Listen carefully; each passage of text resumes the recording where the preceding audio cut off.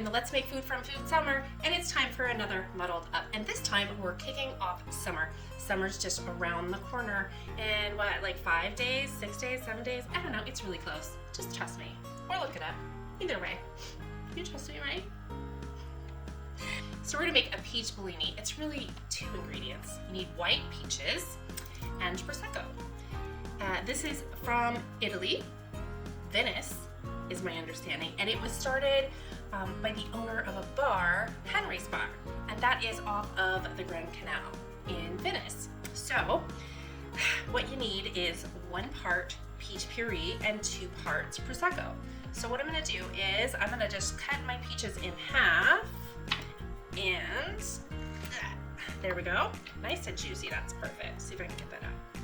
And then I'm gonna get this peach pit out.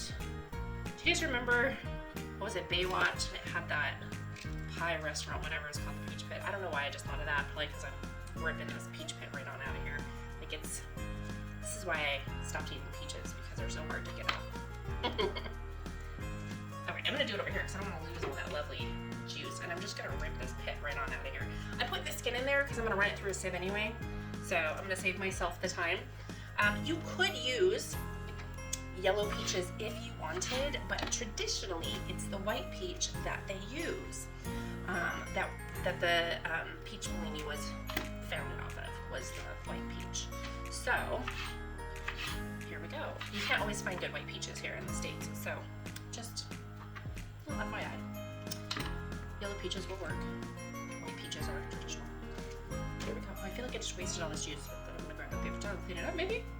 Okay, I cleaned it out, and then I realized I forgot I wanted a garnish. So I'm just gonna take a little bit, like a sliver, for each glass, and that's gonna be my garnish for each one.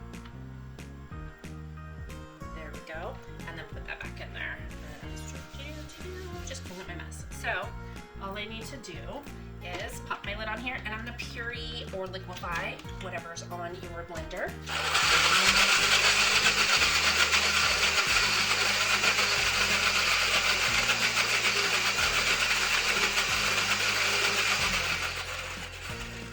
And that's it for that part. So the next thing I have is a sieve, and if you don't know what a sieve is, it's not for fencing. It's for straining food. Like when I make tomato sauces and things, I run it through a sieve to get out the seeds and anything else that I don't want in my finished sauce or paste. Okay? So I am just going to do that, and then, whoops, you know what I shouldn't have done is put the peach pits where I'm gonna run my stuff through. I'm just not together today. I don't know what my deal is. Okay, so here we go. I am going to push this through with the back of my spoon, and it's almost like stirring it up, but you use the back of the spoon to kind of push everything through, and it moves the pulp that doesn't fit through the sieve out of the way.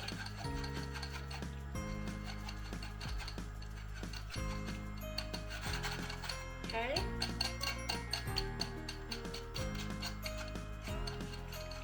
And I think I forgot to mention the year. It's the 1940s that mid 30s, late 40s, that's about when this drink came about. Just about every site that I look at gives a range except for like one, and it's very specific on the 1 year, and I don't know where they got that. And it might be accurate, I don't know. I didn't spend enough time to research it fully to give you an exact date, and it doesn't seem like most people know anyway, and that's okay.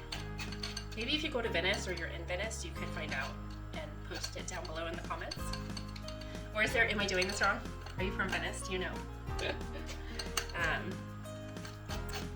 It's really simple. So I'm just trying to get, this is what I've got for pulp right now. And if you look down here, you can see that there is no longer like skin, and there's no chunks in there, which is exactly what we want. We want a puree. You could feed this to a baby because there's nothing in there that'll choke on. Of course, we're not going to, because we're going to put alcohol in it, and the adults are going to enjoy it after the babies go to bed, right? I think I just stamped the plastic on my sieve. Okay, so I'm going to check the bottom. You'll see that there's stuff on there, and rather than waste it, look at that, there's a whole spoonful already that I've gotten off. So I just want to rescue it before I get rid of my sieve. Now, we're ready to move on to our glasses. And I'm gonna do this as carefully as I can. I'm probably gonna make a mess, but I'm gonna do my best not to. Again, it's about 1/3 of the peach puree in each glass. So I'm gonna stop there and make sure I have enough to do 2 because I'm sharing this with my husband.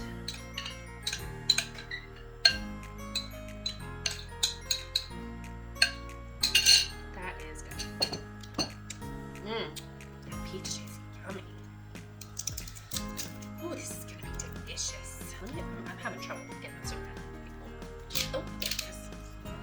Perfect. So you're just gonna top it off. Probably should have tipped my glass. And it's gonna take some time for the foam to settle. And then you can top it off some more. Don't do it. Don't overflow. Ha.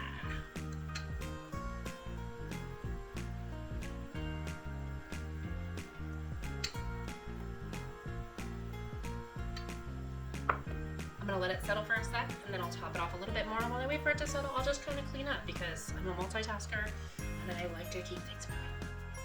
All right, one last little top off here, and then we'll give it a little stir up, which is probably gonna foam it some more.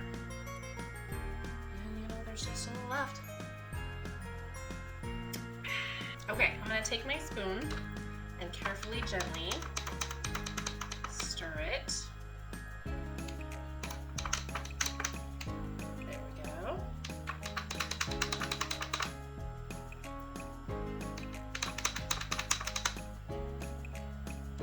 All I have left to do is garnish. Okay, I'm gonna take my fluffy peach slice.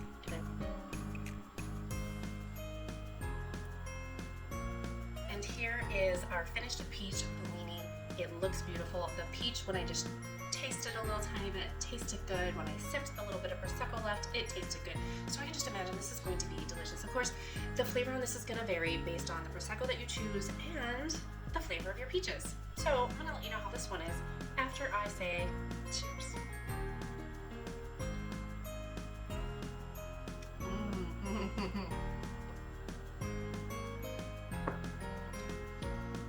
That's delicious. It is bubbly, smooth and creamy. Fruity peach comes through beautifully. It's delicious. What a nice, bright, flavorful, bubbly welcome to summer. Thanks for joining me here today in the Let's Make Food from Food kitchen for another muddled up episode. Is there something you'd like to see me make? Put it down below in the comments. It doesn't matter if it's a food or a cocktail. Tell me what it is. I've got some stuff coming up, but I'm always open for suggestion. So on that note, from my kitchen to yours, have a great day and cheers. That's one boy puppy.